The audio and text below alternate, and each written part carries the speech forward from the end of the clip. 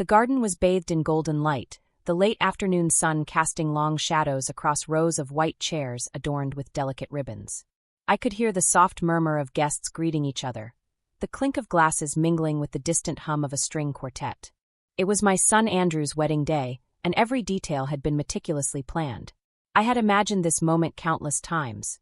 The proud father standing beside his son, witnessing the happiest day of his life. But even in this perfect setting, a sense of unease prickled at the back of my mind, subtle yet persistent. Andrew had always been tender-hearted, a man whose joy was most genuine when he cared for others. I had watched him grow from a sensitive boy into a compassionate adult, his trust in people unwavering. Emily, his bride, seemed at first glance to be his perfect match, elegant, confident, and radiant. Their courtship had been long and passionate, filled with laughter, shared dreams, and countless quiet moments that revealed the depth of their connection. I wanted nothing more than to see him happy, yet a small voice inside me whispered that appearances could be deceiving. As the ceremony began, I noticed Andrew fidgeting nervously in his tuxedo, his eyes flicking toward the entrance with a mixture of excitement and anticipation. Beside him, I could feel the pulse of his energy, that combination of joy and anxiousness that only life's most important moments could produce. Emily approached, flawless in her gown, a gentle smile softening the lines of her face. They exchanged glances that spoke of love and commitment, the unspoken language that only they understood. For a moment, I allowed myself to believe that everything was exactly as it should be. Then, I caught sight of her father standing at the edge of the crowd, a stern expression etched into his face.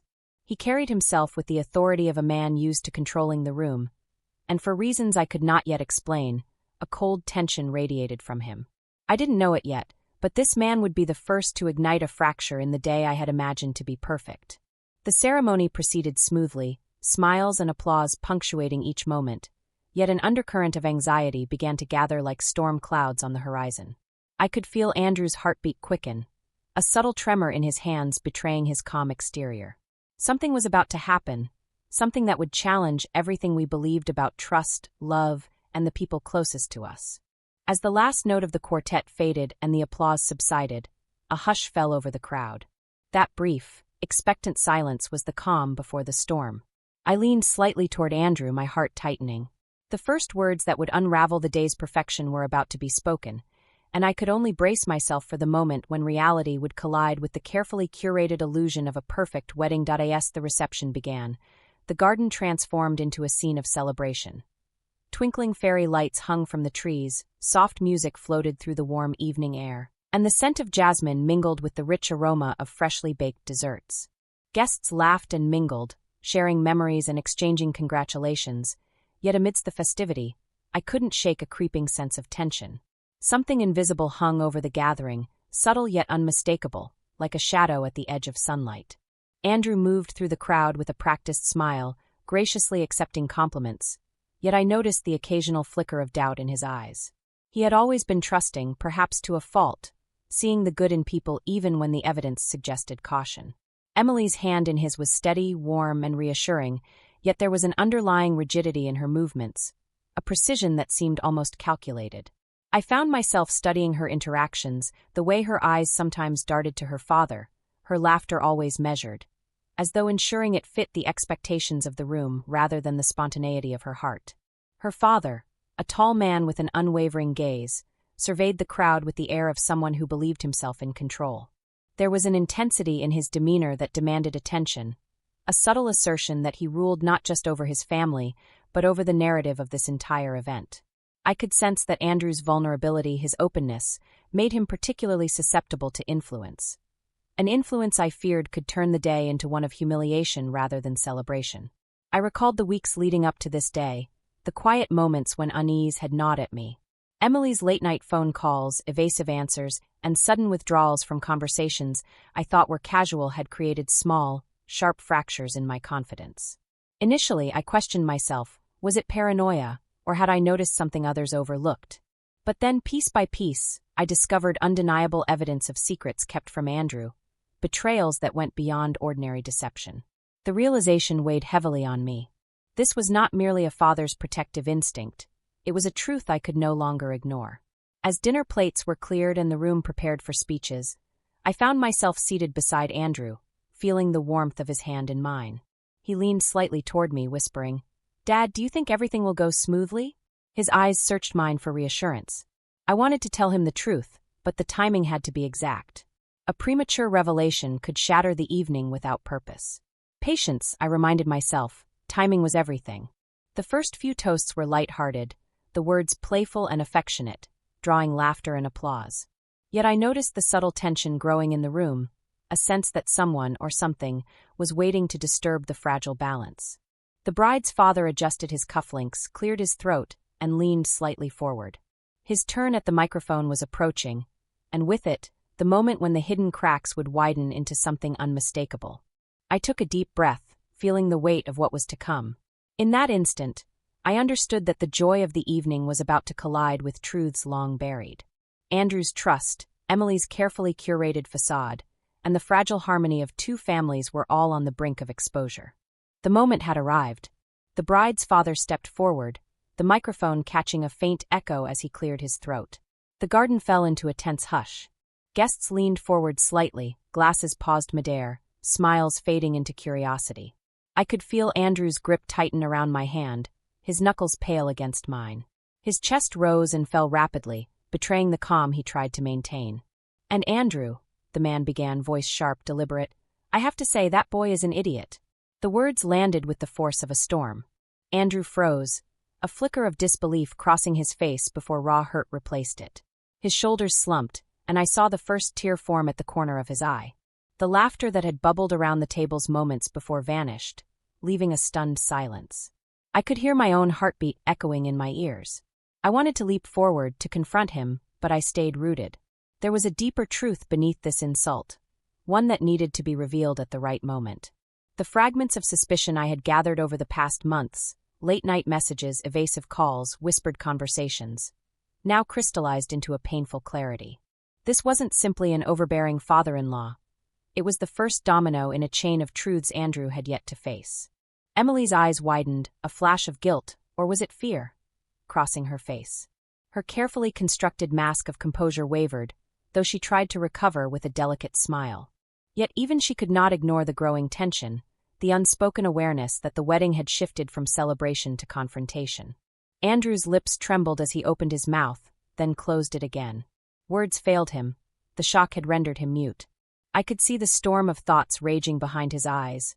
Confusion, disbelief, and the dawning realization that the perfect day he had imagined was now teetering on the edge of collapse. I leaned slightly closer and whispered, "Stay calm." "Wait." He nodded, though his hands shook violently. I could feel the weight of his trust pressing down on me, and I knew that the choice to reveal the full truth rested with me alone. As the bride's father straightened, clearly pleased with the impact of his words, I felt a flicker of resolve ignite inside me. Andrew deserved the truth, even if it shattered the illusion of this evening. My mind raced, rehearsing the exact phrasing, the measured tone needed to expose the secrets I had uncovered without letting anger dictate my delivery. Every stolen glance, every hidden conversation, every piece of evidence I had gathered flashed through my mind. I took a deep breath, feeling the weight of the room shift toward me. All eyes were now on Andrew, on the bride's father, and eventually on me. The delicate balance of the evening had broken. The carefully curated facade of joy, love, and propriety was cracking, and what remained was raw, vulnerable, and charged with anticipation. I whispered to myself, steadying my voice, "It's time." And in that instant, I understood that one choice, one revelation, could either destroy everything or free Andrew from a life built on deception. The silence that followed was heavy, expectant, and almost suffocating. I stood, feeling the weight of every eye on me, the quiet hum of anticipation pressing against my chest. The microphone trembled slightly in my hands, but my voice found its strength in the urgency of what had to be said. Andrew's eyes were fixed on me, wide with fear and hope, and I knew he needed to hear the truth directly, without sugarcoating, without delay. "There's something I've discovered." I began, my words deliberate, slow enough for everyone to grasp their gravity. "A truth that Andrew deserves to know before we continue. It's about Emily." A collective gasp swept through the crowd. Emily's mother froze, her hand pressed against her mouth, while Emily herself shifted, unease flickering in her gaze. Andrew's grip on my hand tightened, as if bracing himself for impact. The bride's father's smug expression faltered for the first time, a shadow of doubt crossing his face. "I've come across messages," I continued, each word carefully measured, "that reveal actions hidden from Andrew. Late-night conversations, secret meetings, decisions that were concealed. Andrew, you have been given only part of the story, the part meant to keep you unaware. The rest, the part you need to know to protect your heart, has been withheld." Andrew's chest rose and fell rapidly. His lips parted, then closed, as if trying to form words that couldn't surface. The shock on his face mirrored the tension rippling through the room. Emily's attempts to respond were cut short by my raised hand. "This is not about shame, anger, or humiliation," I said, my voice steady now, "but about truth. You deserve to make choices with full knowledge, not under illusions." I revealed the details, carefully recounting the hidden betrayals, the evidence of deception I had painstakingly gathered. Every revelation landed like a stone in still water, rippling through the crowd.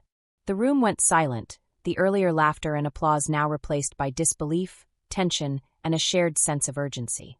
Andrew's reaction was a mixture of heartbreak and clarity. Tears streamed down his face, but there was a new strength in his eyes, a recognition of reality, no matter how painful. He turned to me and whispered, barely audible over the stunned murmurs, "Thank you for telling me." Emily's face paled, her composed mask finally fractured. She tried to speak, but Andrew shook his head. "I need time," he said quietly, yet with a firmness that silenced the room.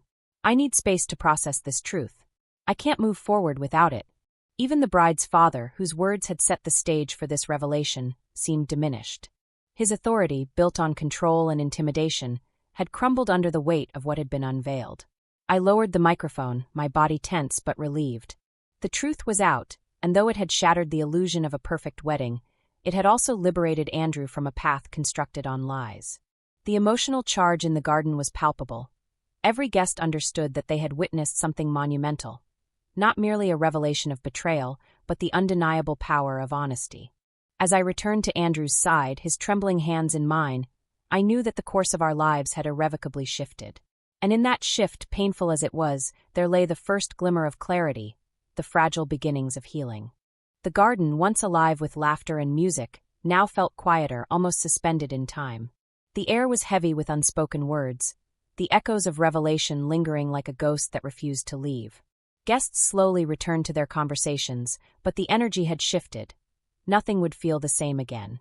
Andrew sat beside me, his hands still trembling slightly, but there was a clarity in his gaze that hadn't been there before.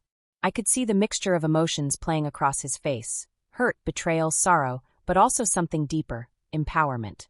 The weight of ignorance had been lifted, and though the truth had cut sharply, it had also freed him from illusions. He leaned slightly toward me, his voice a quiet whisper.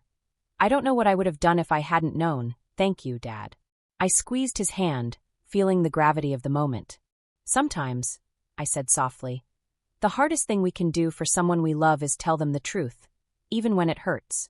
You deserve to see the world as it is, not as someone wants you to see it." Emily remained at a distance, her carefully constructed composure fractured into fragments of guilt and shame. I didn't look for confrontation. The moment wasn't about punishment, but about awakening. Her father, too, seemed diminished, the arrogance that had colored his words now replaced by a hollow awareness of his own misjudgment. The illusions that had held sway over this wedding were gone, leaving only the raw, unfiltered reality. As the evening progressed, Andrew slowly rose to greet his friends, his movements steadier, more deliberate. There was a quiet determination in him now, a sense that he would navigate the consequences of this revelation on his own terms. I watched him, a mixture of pride and sorrow swelling in my chest. Life had handed him a painful lesson, but one he could carry forward with eyes wide open. I took a moment to step aside, breathing in the jasmine-scented air, reflecting on the evening's events. Love, I realized, was never simple, and trust could be as fragile as glass. But honesty, raw, unflinching honesty, had a power all its own. It could break, yes, but it could also rebuild stronger than before. I thought of Andrew, thinking of the resilience that lay ahead, and felt a quiet hope that this painful clarity would ultimately guide him toward relationships built on truth rather than illusion. The wedding, though forever altered, had become a turning point. Not a fairy tale, not the perfect day I had imagined, but a moment of transformation. I understood now that sometimes life's most profound lessons arrive not in joy, but in the aftermath of betrayal and revelation. And as I watched my son take his first steps into this new reality, I knew that, despite the pain, he had gained something far more valuable than any celebration could provide. The unshakable knowledge that the truth, however difficult, was always worth embracing.